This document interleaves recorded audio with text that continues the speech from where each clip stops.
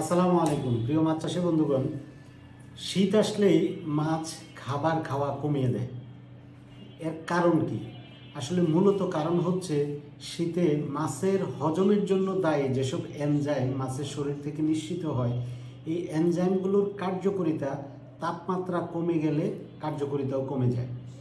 যেমন গবেষণায় দেখা গেছে যে মাছের এই এনজাইমগুলোর কার্যকারিতা যখন তাপমাত্রা 28 থেকে 32 ডিগ্রি সেলসিয়াস থাকে তখন সর্বোচ্চ পরিমাণ কার্যকর থাকে, আর 15 ডিগ্রির নিচে যখন নেমে যায় তাপমাত্রা তখন 50%-এরও বেশি কার্যকারিতা কমে আসে, যার ফলে মাছ খায় কম এবং এই কম খাবার গ্রহণের কারণে মাছের শরীরে পুষ্টি কম থাকে এবং রোগ প্রতিরোধ ক্ষমতাটাও কিন্তু কম থাকে। তখন এই ঠিক ওই সময়ে পুকুরের যেই ক্ষতিকর ব্যাকটেরিয়াগুলো আছে এগুলো আবার কম তাপমাত্রায় খুব বেশি সক্রিয় হয়ে ওঠে।